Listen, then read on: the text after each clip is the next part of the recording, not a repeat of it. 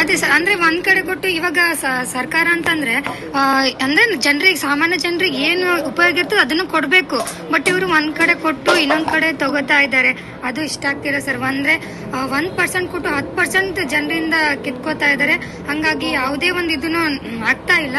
So ನಮ್ಗೆ ಅದ್ರಿಂದ ಕಾಂಗ್ರೆಸ್ ಸರ್ಕಾರ ತೃಪ್ತಿ ಇಲ್ಲ ರೀ ಸರ್. ಇವಾಗ ಬಂದ್ಮೇಲೆ ಅಲ್ಲಿ ಅತ್ಯಾಚಾರ ಆಯ್ತು, ಇಲ್ಲಿ ಅತ್ಯಾಚಾರ ಆಯ್ತು, ಅದ್ರ ಬಗ್ಗೆ ಯಾರು ಗಮನ ಹರಿಸ್ತಾ ಇಲ್ಲ.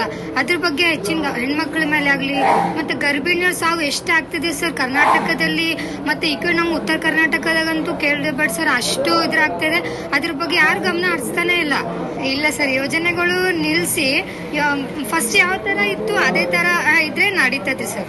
ಯಾರು ಇವಾಗ ಅಂದ್ರೆ ತಮ್ಮ ಸ್ಥಾನನ ಹೆಂಗಂತಂದ್ರೆ ಕೆಲಸ ಮಾಡಿ ಜನರಿಗೆ ಸಮಸ್ಯೆಗಳನ್ನ ಬಗೆಹರಿಸಿ ಅವ್ರ ಸ್ಥಾನ ಉಳಿಸ್ಕೋಬೇಕ್ರಿ ಸರ್.